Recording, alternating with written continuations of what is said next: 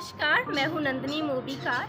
इससे पहले हमने कई टॉपिक्स पे वीडियो बनाई है, जैसे कि कम उम्र में शादी या कम उम्र में बच्चा। तो इससे हमने देखा है कि क्या क्या नुकसान होते हैं। हमने देखा है कि कैसे फैमिलीज़ लड़कियों को जल्दी शादी करने के लिए फोर्स करती हैं, जिससे उनके एजुकेशन में या उनके मेंटली फिजिकली उन पे क्या क्या असर होती हैं। लेकिन आज हम जानेंगे कि जब लड़कियां या लड़के खुद की मर्ज़ी से शादी करते हैं, तब उनके लाइफ में क्या क्या चेंजेस आते हैं, क्या क्या बदलाव आते हैं, क्या उनकी लाइफ सक्सेसफुल होती है या नहीं हो पाती है। तो आज हमारे साथ है नीरा। वो हमारे साथ अपनी एक स्टोरी शेयर करना चाहेंगी और हमें बताएंगी कि क्या उनका लव मैरिज करने का डिसीज़न सही था कि गलत था। अभी हमारे साथ नीरा जी हैं, वो हमसे अपनी स्टोरी शेयर करेंगी। तो नीरा जी, अभी आप कहाँ रहती हैं? अभी मैं पटना में ही रहती हूँ। तो क्या आप अपनी स्टोरी हमें शुरू से बताएंगी? हाँ, जब मुझे प्यार हुआ था तो मैं 8वीं या 9वीं क्लास में ही थी। तब से ही प्यार था मेरे दिल में उसके प्रति। लेकिन जब मैं 10वीं कक्षा में गई और जब पास कर लिया तो उसके बाद शादी की बात चलने लगी कि शादी करना है, शादी करना है। तो मुझे उससे प्यार इसलिए था क्योंकि उसने बहुत बार मेरी मदद की थी बहुत सारे चीज़ों में। तो एक फीलिंग्स, एक इमोशन जो है वो उससे जुड़ गया था। तो ऐसा लग रहा था कि हाँ, वो जो है वो मेरे को पूरा करता है, ऐसा कुछ लग रहा था। लेकिन जब घर में बात हुई, जबकि मम्मी से भी मतलब काफ़ी जान पहचान था, लेकिन जब मम्मी को बताया तो मम्मी लव मैरिज के ख़िलाफ़ थी, क्योंकि उनकी भी जो शादी थी वो लव मैरिज ही थी, लेकिन वो सक्सेसफुल नहीं हो पाई। और मेरे पापा नहीं हैं, तो भाई और मम्मी ही थे और दोनों ही काफ़ी मना कर रहे थे शादी के लिए, लेकिन मैं उनकी बात नहीं सुनी। और जब भी आधार कार्ड से मेरा 18 साल हो गया तो हम लोगों ने कोर्ट मैरिज कर लिया। उसके बाद हम साथ में रहने लगे। उसके जब शादी के पहले उसने मुझसे कहा था कि उसका गवर्नमेंट जॉब होने वाला है और गवर्नमेंट जॉब हो जाएगा, उसके बाद वो मुझे 10th के बाद पढ़ाएगा, पढ़ने के लिए अलाउ करेगा। लेकिन ऐसा कुछ भी नहीं हुआ। वो जब मेरी शादी हुई उसके बाद ही जो है वो उसने मेरी पढ़ाई छुड़वा दी। और मैं एक जगह जॉब भी करती थी जिससे थोड़ा बहुत इनकम हो जाता था, उसको भी मुझे उसकी वजह से छोड़ना पड़ा। और जो गवर्नमेंट जॉब वाली बात थी वो झूठ बोला था उसने मुझसे। और उसकी माँ और उसकी बहन का, यानी मेरी ननद और मेरी सासू माँ का बर्ताव जो है वो मेरी तरफ काफ़ी बुरा रहा है, काफ़ी बुरा है भी अभी। वो मतलब ऐसा कभी उस परिवार में जाने के बाद कभी परिवार जैसा नहीं लगा। तो क्या आपने कभी उन्हें छोड़ने का या उन्हें डाइवोर्स देने का नहीं सोचा?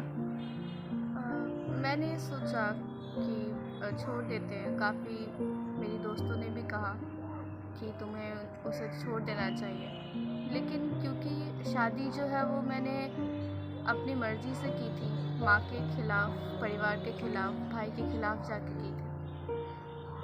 और जब आप किसी के ख़िलाफ़ जाके करते हो तो फिर आप क्या ही अपना मुँह लेके जाओगे अपने घर पे। एक बार वो पहले ही आप उसका विश्वास तोड़ चुके हो और दोबारा आप वो गलती करके फिर उसके पास जा रहे हो। हम मानते हैं माँ है, और वो उस वक्त ऐसा सोच रही थी मैं कि वो मुझे एक्सेप्ट करेगी या नहीं करेगी। लेकिन अभी बातचीत होती है, वो कहती भी है कि मेरे पास चले आओ, लेकिन खुद में अच्छा नहीं लगता है कि मैंने ये मुसीबत खुद ली और फिर एक मुसीबत की तरह मैं अपने माँ के घर पे जाके बैठ जाऊँ। अच्छा नीरा, ऐसा कहा जाता है कि बच्चा होने के बाद रिलेशनशिप बेटर हो जाता है, तो क्या आपके साथ ऐसा कुछ हुआ?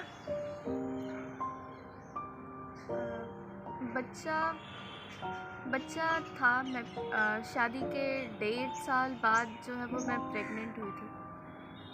मतलब काफ़ी मुश्किल से हो पाया था ये सब चीज़।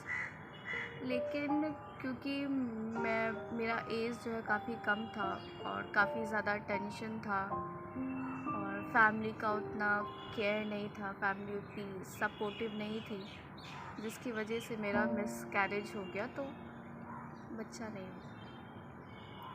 तो क्या आपने दोबारा बच्चे का ट्राई नहीं किया? दोबारा भी ट्राई किया था कि बच्चा हो जाए, और हुआ, मतलब मैं प्रेग्नेंट भी हुई थी, लेकिन दोबारा भी जो है वो मेरा मिसकैरेज हो गया फिर। तो क्या इसके बाद आपकी फैमिली आप सपोर्टिव रही, आपके इन लॉज या ननद ये लोग? नहीं,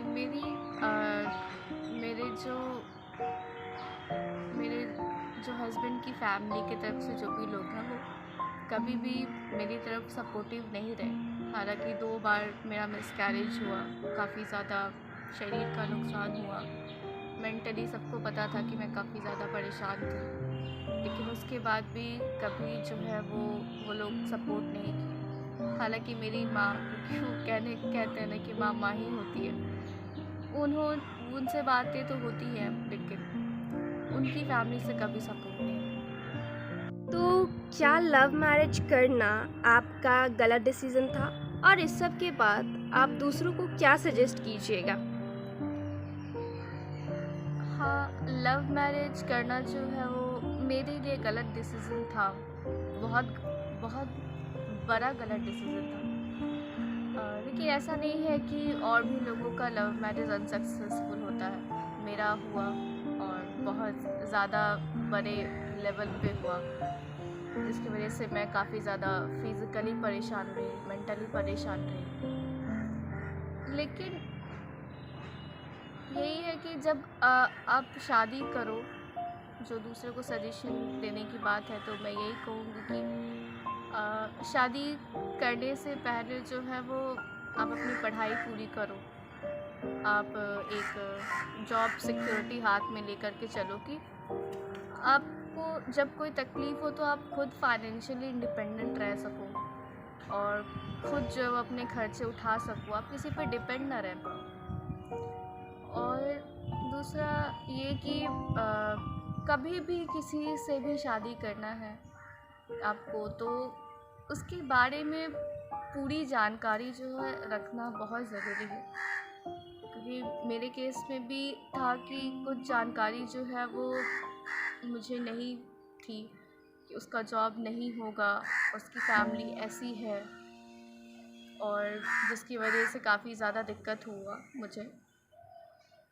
तो ये कि फैमिली का पता होना चाहिए, सब कुछ पता होना चाहिए, उसके बैकग्राउंड के बारे में पता होना चाहिए। और शादी जो है वो मतलब ठीक है, आपकी मर्ज़ी है, लेकिन एक घर वाले की मर्ज़ी के साथ होनी चाहिए, मुझे ये लगता है। थैंक यू मीरा जी, अपनी स्टोरी शेयर करने के लिए, और बहुत सारा धन्यवाद। तो हमने नीरा से जाना कि उनका लव मैरिज अनसक्सेसफुल रहा। कम उम्र में शादी, कम उम्र में बच्चे के कारण उनके मेंटल हेल्थ और फिज़िकल हेल्थ पे काफ़ी असर पड़ा, और उन्होंने अपनी एजुकेशन कंप्लीट नहीं की, इस कारण उन्हें बहुत ही ज़्यादा अभी दिक्कत हो रही है। उन्होंने होप नहीं छोड़ी है, उनका कहना है कि अभी भी लव मैरिज सक्सेसफुल होते हैं, बस लेकिन लड़कियों को किसी का बैकग्राउंड जान लेना चाहिए, अपनी जॉब कंप्लीट कर लेनी चाहिए, अपनी एजुकेशन कंप्लीट कर लेनी चाहिए। अब हम एक पेरेंट से जानेंगे कि एज अ पेरेंट्स वो क्या सोचते हैं लव मैरिज को लेके। तो आइए हम जानते हैं। आपका नाम क्या है? मेरा नाम सविता कुमारी है। आपके कितने बच्चे हैं? मेरे 3 बच्चे हैं। सोसाइटी में देखते हैं कुछ लव मैरिज सक्सेसफुल होते हैं, कुछ अनसक्सेसफुल होते हैं, तो उस पर आप क्या कहना चाहेंगी? ये दोनों कपल पर डिपेंड करता है, लड़का लड़की दोनों पे। अगर दोनों का सोच एक है तब वो सक्सेसफुल होता है, और ऐसे तो देखा जाए तो अरेंज मैरिज भी सक्सेसफुल नहीं होता है, या इसको बोलिए कि लव मैरिज कहीं होता है अनसक्सेसफुल और अरेंज मैरिज कहीं होता है अनसक्सेसफुल। दोनों एक जैसा चलता है, दोनों का सोच एक होगा तो वो सक्सेसफुल हो ही जाएगा। क्या आप अपने बच्चों को लव मैरिज के लिए अलाउ करेंगे? आज के जमाने के अनुसार अलाउ कर सकते हैं। और देखिए ऐसा भी होता है ना कि जब लड़का लव मैरिज करके आता है तो उसको परिवार एक्सेप्ट कर लेती है, लेकिन लड़कियां जब लव मैरिज करती हैं या खुद से शादी करती हैं तो उनको बहुत दिन तक परिवार एक्सेप्ट नहीं करती हैं। हाँ, लड़का क्योंकि वो घर का बेटा होता है इसलिए उसको सब एक्सेप्ट कर लेता है, और घर की लड़की होती है तो उसको पूरे परिवार से जब एकता हो जाता है तभी वो एक्सेप्ट करता है, वरना उसके साथ भी दिक्कत होता है। आपको क्या लगता है किसी लड़का या लड़की को लव मैरिज करने से पहले किस किस बात का ध्यान रखना चाहिए?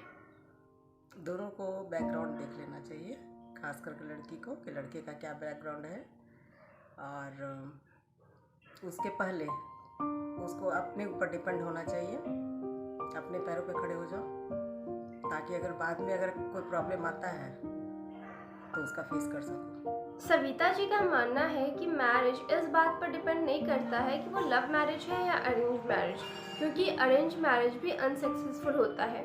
अगर किसी को अपनी शादी चलानी है तो लड़का और लड़की दोनों को समझदारी दिखानी पड़ेगी। लव मैरिज इतने दिनों से होते आ रहा है तो अब सोसाइटी क्या इस बारे में चेंजेस हुई है उनकी सोच? हाँ देखिए, अगर बात करें तो पिछले एक डिकेड में यानी 10 साल में जो बिहार है और उत्तर प्रदेश, खासकर जिसको बोलते हैं कि एक डेवलपमेंट में, इंडिया के अंदर भी डेवलपमेंट में ये दोनों थोड़ा पीछे रह चुके हैं, ठीक है। तो इनके सोसाइटी में भी अब धीरे धीरे चेंजेस आ रहा है। जो लव मैरिज है उसको लोग अब एक्सेप्ट कर रहे हैं, चाहे वो रिलीजियस फैक्टर में हो या कास्टिज़म का फैक्टर हो, क्योंकि मतलब रिलीजन का भी मामला आता है कि हिंदू है तो मुसलमान के साथ शादी नहीं कर सकता है। कास्ट में भी है कि बिहार में बहुत सारे रिलीजियस कास्ट हैं, लेकिन अब सोसाइटी जो है एक हद तक थोड़ा ऊपर उठा है और इसको एक्सेप्ट कर रहा है। लव मैरिज सही है या गलत है? देखिए, लव मैरिज सही है या गलत है इस बात का कोई ताल्लुक नहीं है, क्योंकि रेफरेंस पॉइंट जो है वो ये है कि अगर 2 पर्सन, ठीक है, एक दूसरे के साथ रहने में या जीवन बिताने में कंफर्टेबल है, खुश है, ठीक है, तो वो एक्सेप्टेबल है। मतलब ये आप पॉइंट नहीं रख सकते हैं कि ये सही है या गलत है, क्योंकि सही गलत का इसमें कोई पैमाना नहीं है। अगर 2 लोग रहना चाहते हैं, लॉ भी यही कहता है कि अगर 2 लोग साथ रहना चाहते हैं, खुश हैं, तो वो एक्सेप्टेबल है। तो इससे स्टडी और करियर पे इफेक्ट पड़ता है? देखिए, लव मैरिज जो है वो बेसिकली ये डिपेंड करता है कि आपका पार्टनर कैसा है। अगर पार्टनर सपोर्टिव है, हर एक चीज़ में आपका पार्टनर सपोर्टिव है, आपके करियर से हो, आपके जॉब से हो, आपके लाइफ से रिलेटेड हो, फैमिली मैटर से रिलेटेड हो, हर एक चीज़ में अगर पार्टनर आपको सपोर्टिव मिलता है तो लव मैरिज 100% सक्सेसफुल है। कभी कभी लव मैरिज अनसक्सेसफुल रह जाते हैं तो उसके बाद क्या? क्योंकि फैमिली भी साथ छोड़ देती हैं, तो उसके बाद क्या? देखिए, पॉइंट ये है कि फैमिलीज़ कभी भी अपने बच्चों को दूर नहीं करती।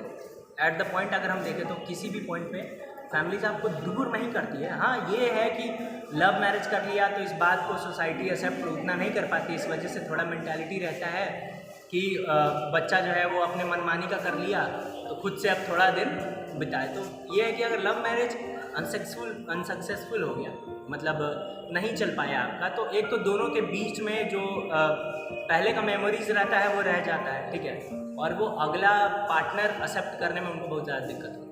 हमने युवा साथी वैभव कुमार से जाना कि लव मैरिज को लेकर उनका क्या मानना है।